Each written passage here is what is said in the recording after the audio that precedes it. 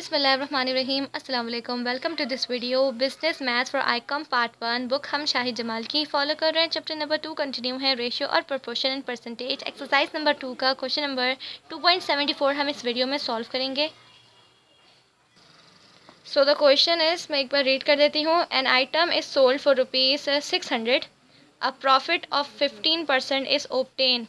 Find the cost price of the item and amount of the profit. यानी कि हमें क्या करना है, फाइंड करने है कॉस्ट प्राइस को, और जो अमाउंट होगी ये परसेंटेज की वो भी हमें बतानी है। परसेंटेज में रुपीज़ में लेकर आना है, यानी कि अमाउंट में लेकर आना है, जैसे कि हम अपने सारे क्वेश्चंस में करते हैं। ठीक है, तो यहाँ पे आइटम की जो सेल हुआ है उसकी कितनी प्राइस है, 600। ठीक है, तो ये सेल हुआ है तो क्या हो गया, सेलिंग प्राइस। सोल्ड लिखा हुआ है ना, सोल्ड और सेलिंग, सेल फिर सेलिंग प्राइस हो गई ये हमारे पास। कॉस्ट प्राइस हमें मालूम करनी है। अब जब यहाँ पे कहा हुआ है कॉस्ट प्राइस फाइंड करने, तो कॉस्ट प्राइस फाइंड करने से पहले क्या करना होता है कि जो हमारे पास परसेंटेज में लॉस या प्रॉफिट गिवन होता है उसको हमें पहले अमाउंट में लेकर आना होता है। और उस अमाउंट में भी उसको लाने के लिए क्या करना है, हमें उसके लिए भी कॉस्ट प्राइस की ज़रूरत होती है। जैसे मैंने पहले बताया, परसेंटेज जो भी गिवन होगी प्रॉफिट में या लॉस में, वो निकलेगी किसके साथ, कॉस्ट प्राइस जो हमारे पास गिवन होगी उससे निकलेगी। जब हमारे पास वही नहीं गिवन तो हम यहाँ पे कैसे लिख सकते हैं, तो यहाँ हम क्या करेंगे, एक्स को कॉस्ट प्राइस समझ लेंगे। तो यहाँ हमने लिख दिया let X be the cost price. ठीक है, जब हमारे पास इस तरह से कॉस्ट प्राइस नहीं गिवन ना, तो हमने इस तरह करना है, लेकिन जब हमारे पास गिवन हो तब हमने डायरेक्ट स्टार्ट कर देना है। ठीक है, और ये हमारे पास क्या हो गई, एक्स हमारी कॉस्ट प्राइस हो गई। अब हम निकालेंगे 15%, किसका, एक्स का निकालेंगे। 15 डिवाइड हो जाएगा 100 से, परसेंटेज है, और मल्टीप्लाई हो जाएगा एक्स से। तो ये हमारे पास हो जाएगा 15x अपॉन 100। ठीक है, अब ये 15x अपॉन 100 आ तो गया, लेकिन इसकी पूरी एक अमाउंट नहीं आई है। अमाउंट तो हमें नहीं पता ना, इस 15% की अमाउंट क्या ये होगी, नहीं, ये अमाउंट नहीं होगी। या एक्स की वो जो वैल्यू हमें पता लगानी है, फिर हम उसको मल्टीप्लाई करेंगे 15 से, डिवाइड करेंगे 100 से, फिर हमारे पास पूरी परसेंटेज का प्रॉफिट का ये जो निकला है ना, इसकी पूरी एक अमाउंट आ जाएगी। इसलिए हमें कहा हुआ है कि an amount of the profit, यानी कि हमें अमाउंट भी ज़रूर उसको करनी है। ऐसे नहीं कि सिर्फ इतना करके और कॉस्ट प्राइस करके फाइंड करके छोड़ दें, नहीं, इसकी फिर हमें एंड में अमाउंट भी बतानी है, इस 15% की अमाउंट कितनी थी। ठीक है ना, इसलिए हमें दो चीज़ें फाइंड करनी है। तो जैसे कि हमें पहले अपने क्वेश्चन में यहाँ तक तो सॉल्व करते थे, इसी तरह आगे क्या करते थे, फार्मूला अप्लाई होता था, देन फिर हम छोड़ देते थे, बस हमारा आंसर आ जाता था। लेकिन इसमें क्या करना है, फार्मूला अप्लाई करके फिर आंसर जो आएगा उसको आंसर को मल्टीप्लाई करना है, फिर हमारे पास प्रॉफिट आ जाएगा अमाउंट में। ठीक है, तो यहाँ पे मैं लिख देती हूँ वी नोटेड, और अपना जो फार्मूला है वो मैं लिख देती हूँ। तो यहाँ पे मैंने लिख दिया इसका प्रॉफिट का फार्मूला। प्रॉफिट गिवन है हमारे पास और कॉस्ट प्राइस हमें फाइंड करनी है। ठीक है, अब ये नहीं कि उसको कॉस्ट प्राइस वाली फॉर्म में लेकर आएंगे, नहीं, क्योंकि हमने क्या किया है, कॉस्ट प्राइस को क्या मान लिया है, एक्स कंसिडर कर दिया है ना।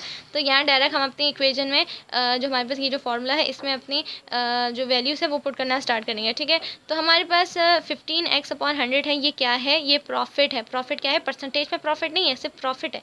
ठीक है ना, तो यहाँ हम डायरेक्ट लिख देंगे। यहाँ देखें हमारे पास परसेंटेज प्रॉफिट नहीं लिखा, यहाँ पे अगर परसेंटेज का साइन होता और प्रॉफिट होता तो हम डायरेक्ट क्या करते हैं, ये 15 को डिवाइड कर देते 100 से, सिर्फ ये लिखते।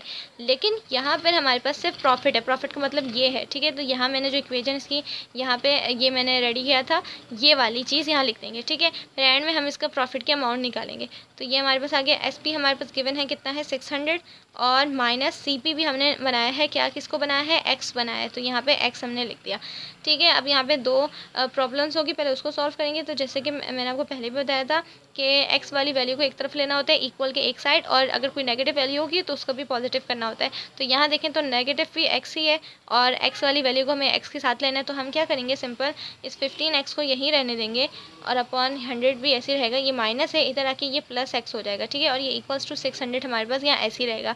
ठीक है, ये माइनस में था, इधर जाके क्या हो गया, प्लस में हो गया, और क्या एक्स वाली वैल्यू के साथ भी हो गया। तो दोनों हमारी जो प्रॉब्लम थी देखो सॉल्व हो गई, एक्स वाली वैल्यूज़ भी साथ हो गई और कोई हमारे पास नेगेटिव वैल्यू भी नहीं रही। ठीक है, अब सिंपल इस 15x प्लस एक्स और अपॉन 100 का क्या लेंगे, एलसीएम लेंगे हम। तो एलसीएम जो आएगा वो लिख देंगे यहाँ पर। एलसीएम लेना बिल्कुल ईजी है, मैं यहाँ पे लेके आपको दिखा देती हूँ। ये हमारे पास है 15 और ये हमारे पास है एक्स और अपॉन 100, और हमारे पास है फिर प्लस और ये x। अब इसके नीचे कुछ नहीं है तो क्या है 1 है, ठीक है। नीचे वाली दोनों वैल्यूज़ को आपस में मल्टीप्लाई कर देंगे तो ऑब्वियसली ये 100 आएगा। फिर इस 1 को 15 से मल्टीप्लाई करेंगे तो ये 15x हो जाएगा, ठीक है। 115 से 15 और ये x ऐसे ही आ गया। इसी तरह से इस 100 को x से मल्टीप्लाई करेंगे तो ये हो जाएगा 100x और ये बीच में क्या साइन है, प्लस का साइन है, तो ये प्लस का साइन हो गया, ठीक है। तो ये 15 को मल्टीप्लाई यानी कि क्रॉस मल्टीप्लिकेशन कर दिया और नीचे वाली दोनों वैल्यूज़ को मल्टीप्लाई किया। अब ये 15x है प्लस 100x है, यानी कि दोनों वैल्यूज़ देखें सेम सेम है, तो ये क्या हो जाएगी, ऐड हो जाएगी। ऐड होगी कितनी हो जाएगी, 115x, ठीक है। 115x अपॉन 100, तो ये हमारी यानी कि इस पूरी वैल्यू की जगह हम ये वैल्यू लिख सकते हैं अपनी। तो यहाँ हम लिख देंगे 115x अपॉन 100 और ये इक्वल्स टू 600 हमारे पास ऐसे ही रहा। अब यहाँ पे जो हमारे पास वैल्यू है ये 15 है, 15x है, 115x है और 100 वहाँ जाके डिवाइड, यहाँ जाके डिवाइड हो रहा है तो वहाँ इक्वल के क्या हो जाएगा, मल्टीप्लाई हो जाएगा, ठीक है। ये बात तो सबको पता होगी। तो जैसे मैंने बताया था वहाँ जाके 100 मल्टीप्लाई हो जाएगा, क्योंकि यहाँ पे क्या हो रहा था, डिवाइड हो रहा था और वहाँ ले गए इक्वल के, तो ये क्या हो गया, मल्टीप्लाई हो गया।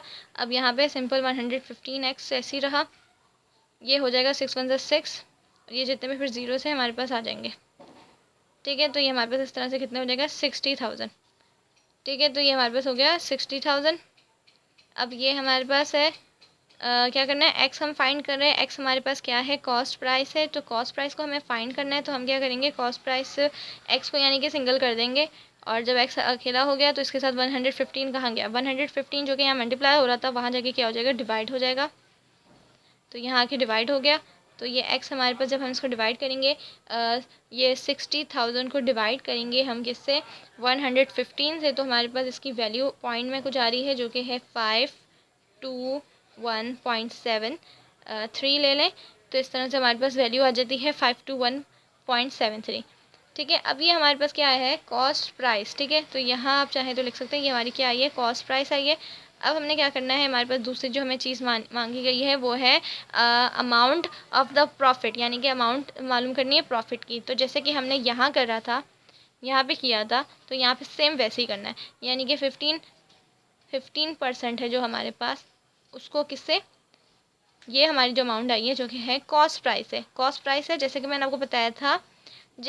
आपको बताया था यहाँ पे कि हम 15% को मल्टीप्लाई किससे करते थे, कॉस्ट प्राइस से, जो हमने उसको x मान लिया था। अब हमने सिर्फ उस x की जगह ये कॉस्ट प्राइस लिख दी, ठीक है। तो ये हमारे पास क्या हो जाएगा, डिवाइड हो जाएगा 100 से, ये क्या हो जाएगा, मल्टीप्लाई हो जाएगा 521.73 से। सिंपल, अब इसको मल्टीप्लाई करेंगे आपस में, 15 को मल्टीप्लाई कर देंगे इस पूरी वैल्यू से, तो ये हमारे पास वैल्यू आ रही है, जब मैंने 15 को इस पूरी वैल्यू से मल्टीप्लाई करा तो आ रही है 7826.08, ठीक है। तो मैं यहाँ लिख देती हूँ 7826.08 और ये 6 भी अगर ले लें तो हमें पॉइंट के पास 2 से 3 वैल्यू लेनी होती है, ठीक है। फिर अगर डिवाइड है यहाँ पे 100, ठीक है, डिवाइड कर दिया 100 से, तो हमने नहीं किया था, तो यहाँ पे अब डिवाइड 100 से करना है। तो हमारे पास पूरी इसकी वैल्यू आ जाएगी, डिवाइडेड बाय 100 इक्वल्स टू, तो ये आ रही है 78.260। तो यहाँ कर देंगे 78.26, अगर ज़ीरो भी ना लें तो 2 से 3 पॉइंट्स ले लें, ज़ीरो लिखें ना लिखें बात एक ही है। तो देखें 2 से 3 वैल्यू मैंने ले ली पॉइंट के बाद, तो ये हमारी वैल्यू आ रही है 78.26। तो ये क्या आ रही है, अमाउंट आ रही है प्रॉफिट की, ठीक है। तो यहाँ लिख देंगे प्रॉफिट अमाउंट, लिख दें प्रॉफिट की ये अमाउंट आ गई हमारे पास 78.26। सो जैसे कि हम अपने पहले के क्वेश्चंस कैसे करते थे, सिर्फ यहाँ तक अपना आंसर आता था जो रहने देते थे, लेकिन अब देखें यहाँ से और थोड़ी सी कैलकुलेशन और है। तो इस तरह से ये आपने हर स्टेप्स को इस तरह से शो करना है। सो आंसर इसका ये रहा आपके सामने। आई होप आपको समझ में आया होगा। सो आज के लिए इतना ही। Thanks for watching this video. Allah हाफिज़।